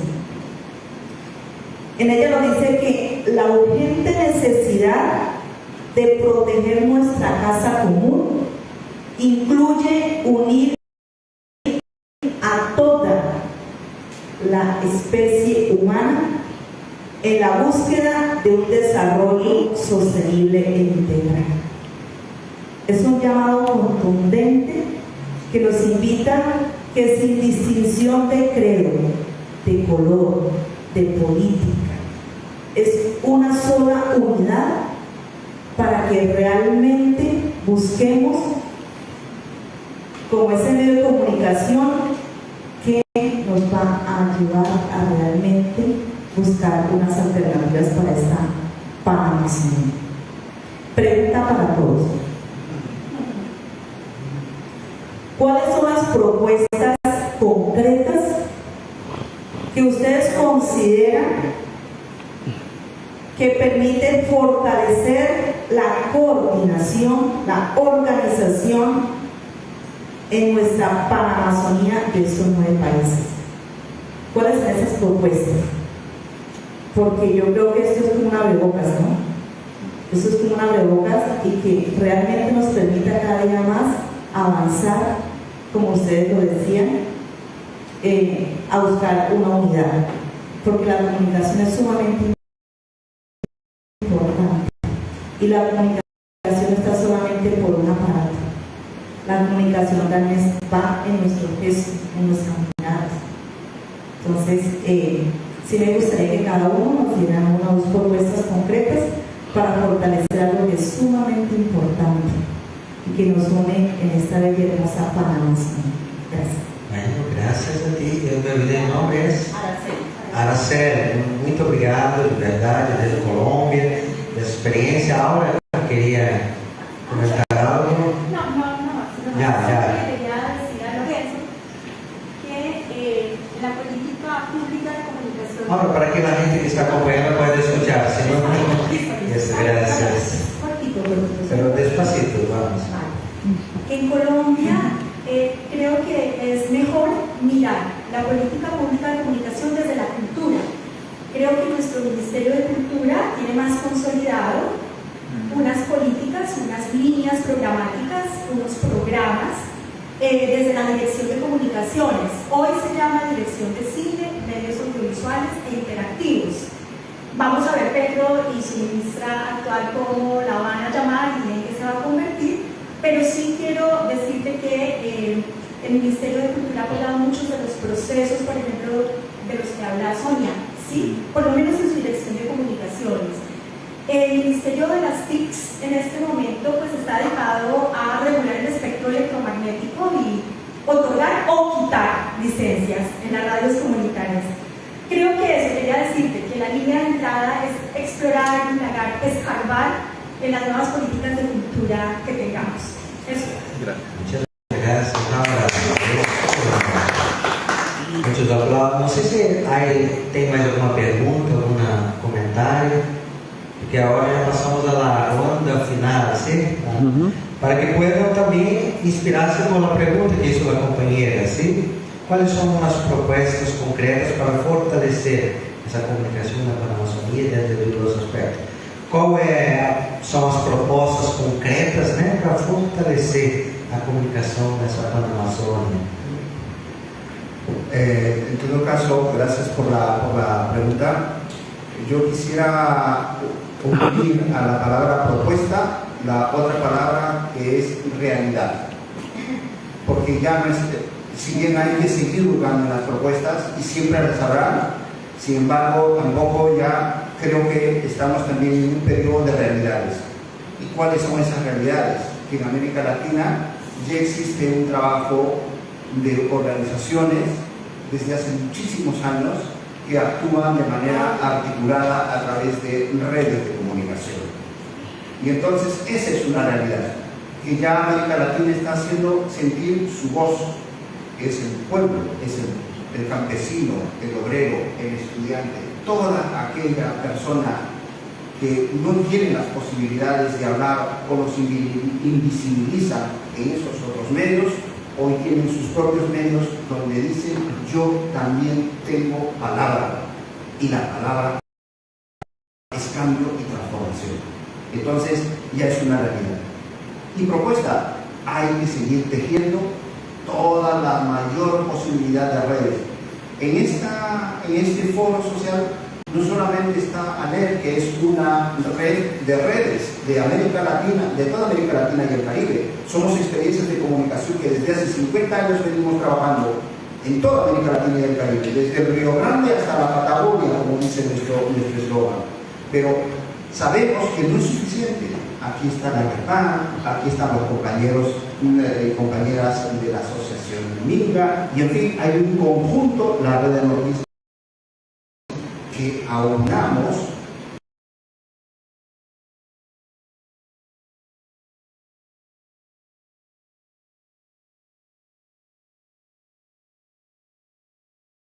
y amplificamos nuestras voces.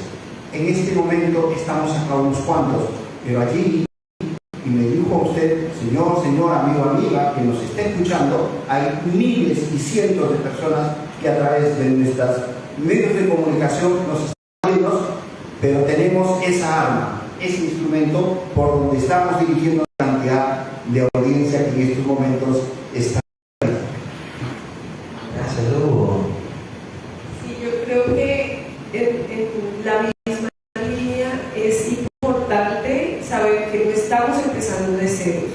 O sea, hay toda una historia, una trayectoria de experiencias de comunicación en todos los países de la Amazonía que hay que mapear. Creo que una propuesta concreta es mapear esas iniciativas de comunicación, esas redes, esas alianzas que se han tejido en estos años y buscar la manera de vincularnos al trabajo que vienen haciendo desde lo local. Creo que es importante avanzar en procesos de formación, insisto, de cualificación que permitan lo que ya hemos venido hablando, y es tener productos con contenidos coherentes con las luchas que estamos dando en los territorios. Pero, y aprovechando el aporte que hacía la compañera hace un rato, también tenemos que formarnos para organizar el trabajo, incluso desde las cuestiones administrativas, ¿no? En efecto, en Colombia está el Ministerio de las TICs, que es el Ministerio de las Tecnologías de la Información y la Comunicación, y se están en un trabajo de revisar la regulación del espectro electromagnético, del acceso, especialmente conozco sobre el tema de las emisoras comunitarias, y lo que decía la compañera es cierto. En lugar de dar garantía, lo que buscan es reducir las pocas que hay, cerrar los medios que la gente con mucho esfuerzo ha logrado poner al aire, pero las cierran porque no tenemos todas las documentaciones que piden. Poder acceder realmente a cumplir con los requisitos que piden desde el Ministerio de las TICs es muy difícil, y las comunidades de base no tienen las posibilidades muchas veces de contar con eso. Y luego lo que tenemos es comunidades que en su esfuerzo de mantener los procesos de comunicación tienen deudas gigantes con el Estado porque les ponen multas, ¿no?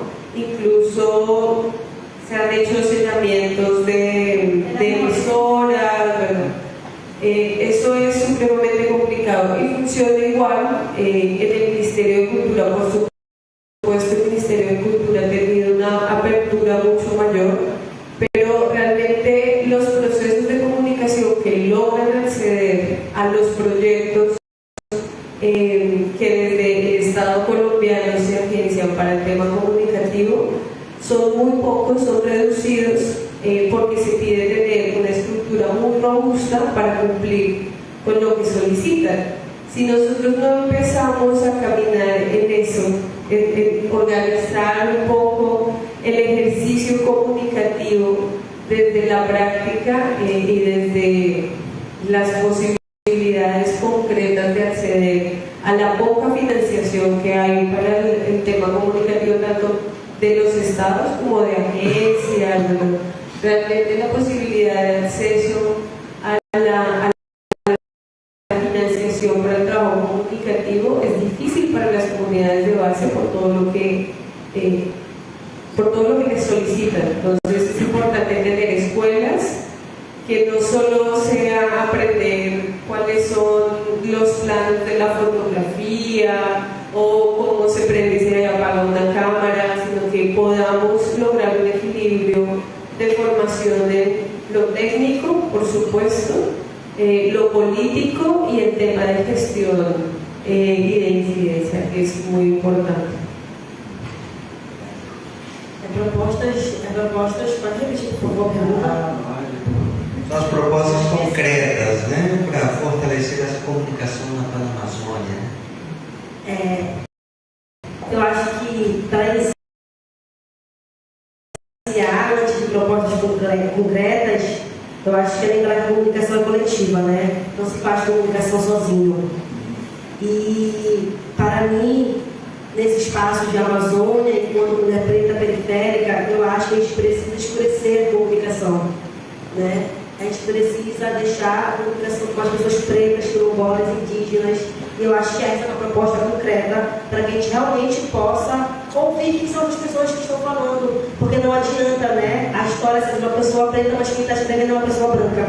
Será que realmente é a mesma coisa de quando uma pessoa preta está escrevendo, de quando uma pessoa indígena está escrevendo, ou está por trás da câmera? Porque é muito bacana a gente ver a Maju.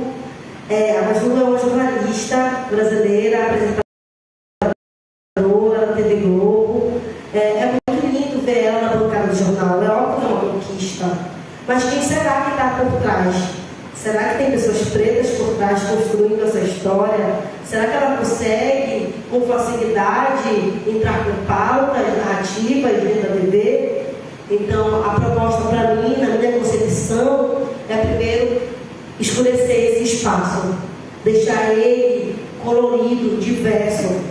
O último encontro que teve aqui no FPA de comunicação tinha tanta gente branca que eu não consigo nem dimensionar num espaço só. E para mim, que vem de um espaço de comunicação, ela é branca, sim. um espaço é muito mais difícil.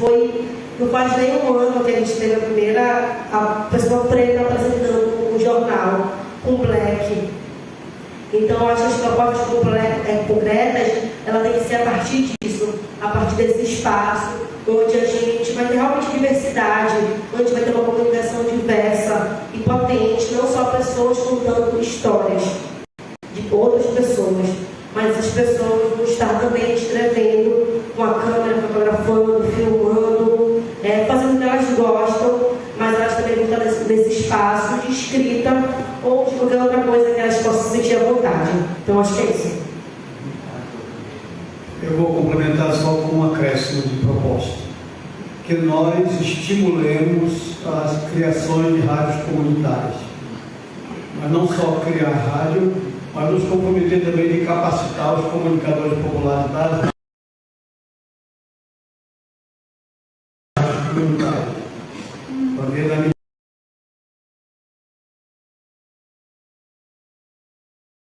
medida em que as pessoas, comunidades têm o seu próprio instrumento de falar sobre si para os seus, isso é uma forma de democratizar a comunicação também. Então, eu acho que nós precisamos estimular como é para ser. Só isso. Obrigado. Juan Davi, né? Juan Davi que está fazendo a memória. Tem alguma conclusão assim, ou que nos pueda compartir assim rapidamente algunos elementos? Se me apaga el computador hasta allá. Ah, que no se le apaga. ¿Podría hablar desde acá y micrófono inalámbrico? De pronto. Será que passamos allá o micrófono para ele? Isso. A câmera será que vai operar? A câmera, será que vai conseguir pegar ele aí? Ele vai ter que falar aí porque ele está com o computador. Aqui não vai pegar. Ah, ok. Não, aqui não vai pegar. É que o computador já está descarregando aquele valor. São os limites da comunicação, né? Até que a bateria aguente. Vamos lá. Muy buenas tardes para todos y todas. Mi nombre es Juan David Acosta. Soy de Mocoa Putumayo, un colectivo social ambiental llamado Guardianes de la Amazonía. Bueno, agradecerles a todos por su asistencia, agradecer a los ponentes por que han enriquecido las experiencias de logros, de retos, de lucha que fortalece lo que es el trabajo en los territorios. Sí, ustedes son unos seres humanos increíbles. Bueno, en esta tarde se habló sobre las diferentes experiencias de las organizaciones ALER, del proceso del la red de noticias de Brasil. Ambos comparten un tiempo bastante largo de lucha, de procesos, de retos, de la democratización de la comunicación como derecho, como principio fundamental de vida. ¿Sí? Ambos han tenido unas llaves, decía, unas claves para poder continuar ese proceso. ¿Sí? La principal es tener redes entre las personas, entre los colectivos, ¿sí? Y tener mucha paciencia, entender que es un proceso. Si uno, como ser humano, en ocasiones no logra entenderse, ahora entender un colectivo y entender países y entender organizaciones requiere mucha paciencia. En ese orden de ideas, complementando un poco el proceso, la compañera de Brasil nos expuso el proceso de lo que es la democratización del cine, que es sumamente importante exponer, comunicar y exponer esas piezas gráficas para transformar las realidades. Muchas veces en los territorios, lo grandes que son, se sienta un conformismo, ¿sí? Y se le da la espalda a las realidades que suceden, ¿sí? Entonces se desconocen los procesos y poder visibilizarlos por medio del cine, por medio de la prensa, por medio de la radio, creo que transforma esa realidad y nos lleva a poder sentir ese dolor ajeno, que es lo que yo creo que es lo que nos hace trabajar en comunidad. Bueno, creería yo que todos, cada uno de nosotros, los panelistas, yo creo que los que hacemos parte de este foro social panamazónico luchamos por un buen vivir, ¿sí? Democratizar y que esa Amazonía sea sujeto de derecho y que nosotros como sujetos vivientes en esta Amazonía logremos cuidarla, ¿sí? Ese bien común, ese bien común que es la naturaleza nos debe dar esa respuesta para cuidarla y pues hacer, creo que frente a esta emergencia climática. Muchas gracias. Bueno, muchas gracias, doctor.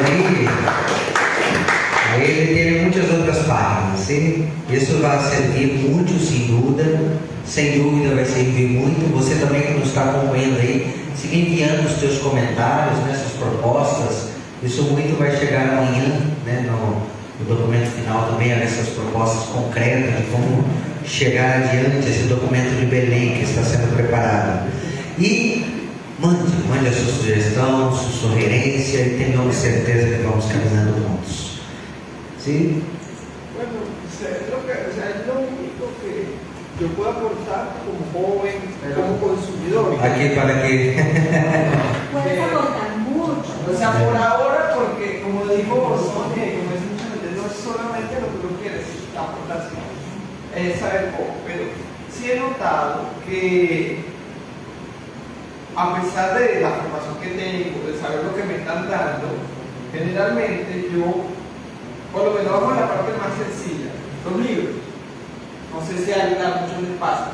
No puede pasar 4 horas leyendo una novela, pero a menos que ese libro académico sea de algo que te gusta demasiado, te apasiona demasiado, tú a las 2 horas te vas a tener fatiga mental y vas a tener que buscar cualquier excusa para dejarlo. ¿Qué quiero decir con esto?